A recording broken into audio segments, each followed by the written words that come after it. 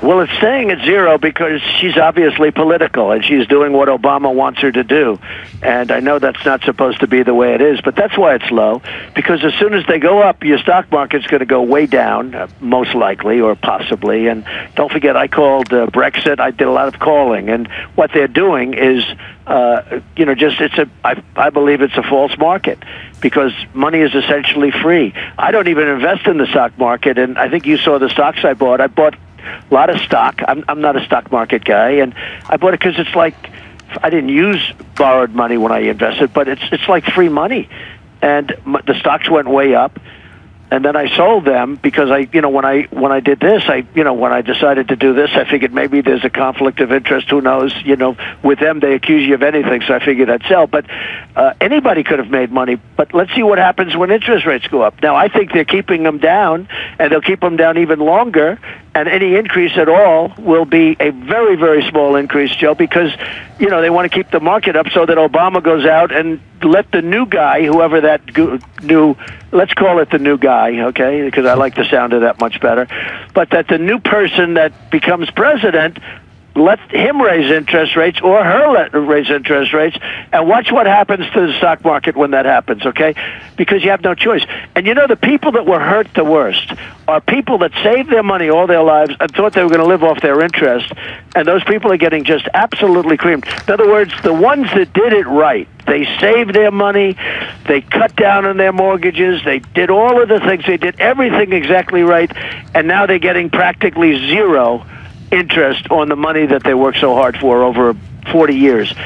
I mean, those people have really been, you could almost say, discriminated against. No, the interest rates are kept down by President Obama. I have no doubt that that's the reason that they are being kept down.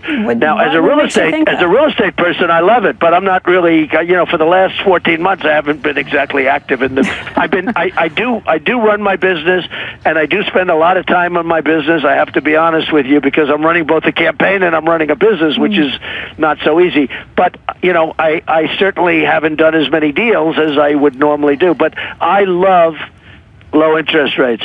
But for the country, something has to happen. I don't think it's going to happen very much because he wants to go out, he wants to play golf for the rest of his life, and he doesn't care what's going to happen after January. Well, let's say that, Donald, we do some of this stuff. Let's say we cut taxes, and let's say that we can't find enough waste in the government to pay for everything. We do infrastructure. We've already got this incredible deficit run up to where we're paying interest on that. If rates go up, what are we going to do with it? It's going to be much more expensive to try to fund what we've already done. Well, it's a tremendous problem for the country because, look, we're talking about rates that are practically at zero. If I refinance something, I get money for like almost nothing. And, to a certain extent, it's wonderful. I love it. I'm getting as much long-term stuff as I can, but I have very little debt. But I will tell you this, Joe, that at some point, if rates ever go up to a more natural level, these are the lowest rates in history. If rates go up, we have $20 trillion. We've doubled our debt under Obama, doubled it. He's exactly, by the time he leaves, it'll more than have doubled in 8 years. So in 8 years, we've doubled what's happened over hundreds of years. I mean, think of it. So we've doubled the debt over this last 8-year period. And the worst part about the doubling of the debt, we haven't got anything from it. What have we done? We haven't rebuilt our bridges. We haven't rebuilt our highways. We haven't rebuilt our roads or our airports. Our airports are a disaster. Our roadways and our tunnels are in danger. I mean, the whole thing is a mess. So we're at $20 trillion, and our infrastructure is a disaster. We've spent $6 trillion in the Middle East. We could have rebuilt our country twice.